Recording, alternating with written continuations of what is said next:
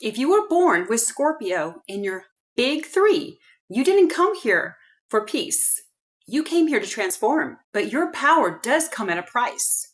And this is the truth for the Scorpio Sun, Moon, and Rising signs. And this is also why the world both fears you and needs you. So just to be clear, Scorpio placements are not cute and light and fluffy like a kitten. They're karmic. And these souls are chosen to go through death and rebirth over and over and over again, not just in their life, but in their identity and in their emotions. So whether you have Scorpio as your sun, moon, or rising sign, I know oftentimes your world can feel like a battlefield, especially in our emotional lives. But what you gain from surviving is the power that the rest of the zodiac signs will never be able to understand. I want you all to stay tuned because I am going to dissect each of the big three Scorpio placements, which are sun, moon, and rising. And I'm going to start off first sharing Scorpio Sun's powers. And I'm going to do that right now.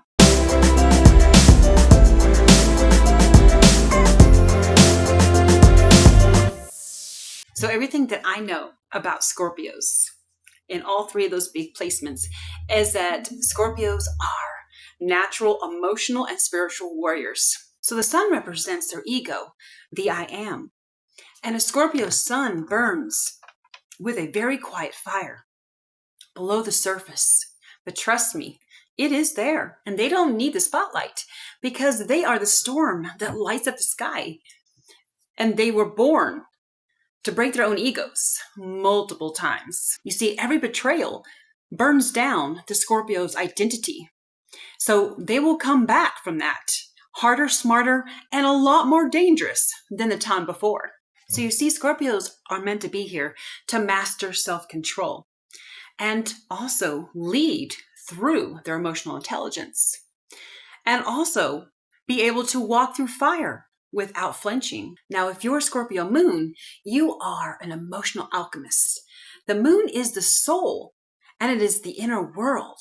So you see, Scorpio Moons feel everything, but yet reveal nothing. And believe it or not, that is your power. And I just had somebody from my past, somebody that I loved with all of my heart, recently tell me that they wish they had seen my softer side, that I had shown my emotions during our 3-year relationship. And believe me, that relationship meant the world to me. I loved this person more than life itself. And I demonstrated that love through my actions and through my eyes, my energy. I put 110% of myself into that relationship via actions. But yet I never revealed my emotions. I never cried in front of him. And if things got a little chaotic between us, I would cry my heart out behind the scenes. I would never let him or anyone see me cry. So believe me when I say that Scorpio moons literally feel everything down into the depths of their soul, but rarely, unless they're evolved, they will rarely show those emotions, especially through tears. So I literally just had to take a quick break because just reminiscing that relationship that I had 19 years ago brought tears to my eyes.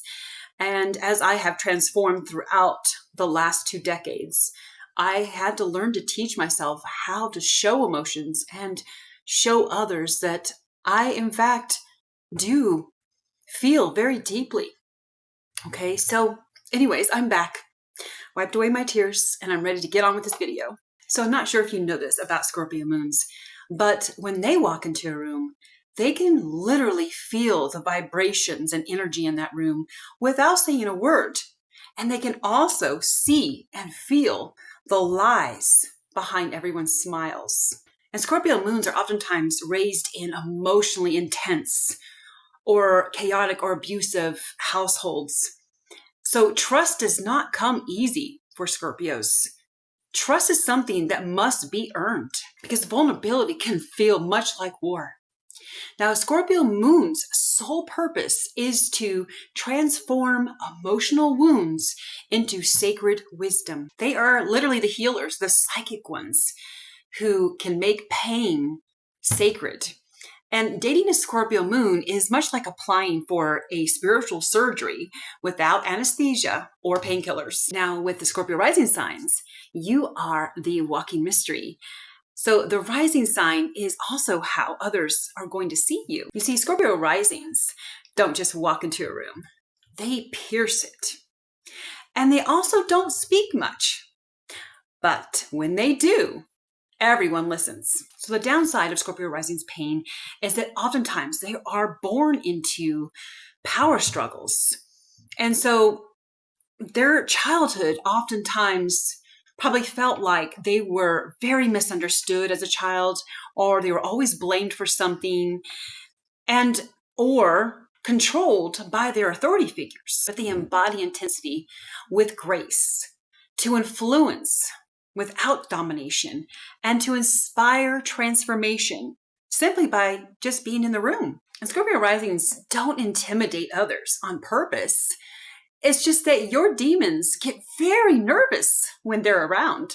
There is a common thread between these three big placements, and that is Scorpio's sacred assignment. So whether you wear Scorpio on your skin, which is Scorpio rising, or in your soul, which is Scorpio moon, or as your identity, Scorpio sun, your soul mission on this earth is to destroy all illusions. And furthermore, you are here to expose, unravel, and rebirth everything that is fake or weak or superficial in this world. You see, Scorpio is the sign of truth, and truth is rarely soft.